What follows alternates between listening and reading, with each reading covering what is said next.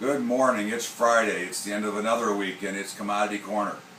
Hope everybody had a great week. It's now the longest day of the year, the summer solstice. I hope it's not a long day for you trading. I hope it's a successful day for us trading.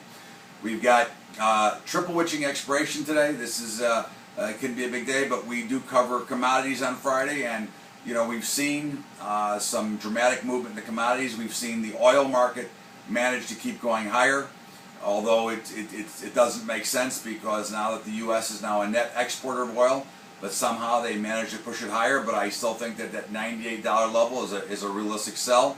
We see that the gold markets are still under pressure, and they can't seem to bust through that 1420 level.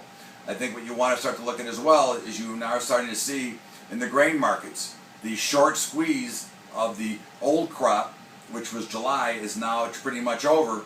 And now what you're looking for is you're seeing the deferred months of November soybeans and December corn and wheat actually selling off pretty heavily. They're significantly below where we're trading now, because basically the commodity space, the alternative investments are all in what we would consider downtrends and be looking to sell those items. That is not a great sign for a healthy economy, because that's more of a sign that we could be coming to some deflationary times, which is why we want the Fed to start to move up rates a little bit to kind of create a little bit more action and allow the banks to start to loan money. But when we look at the space here, we can see that the dollar has started to weaken a little bit, which is fine. That will artificially raise some of the prices of the commodities because world commodities are benchmarked against the U.S. dollar.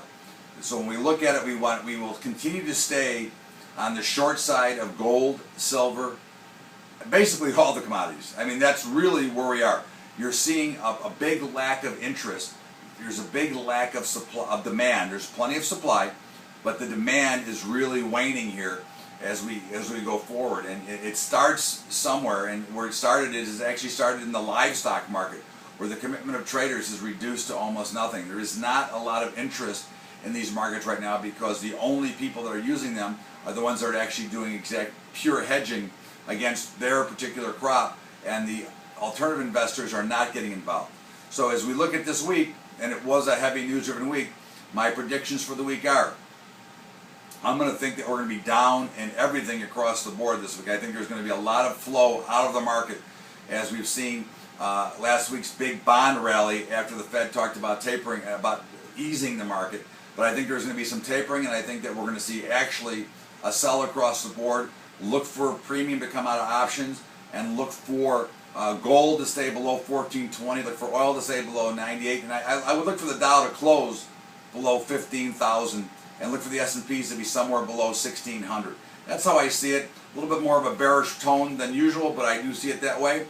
If you'd like to check me out on the radio, libertyexpressradio.com, and also the Monday call, averagejoeoptions.com. It's a great call. We do a lot of good stuff, and we make a lot of great trades. Email me at todd@averagejoeoptions.com if you have any questions. For Friday, the Bubba Show. We'll see you on Monday.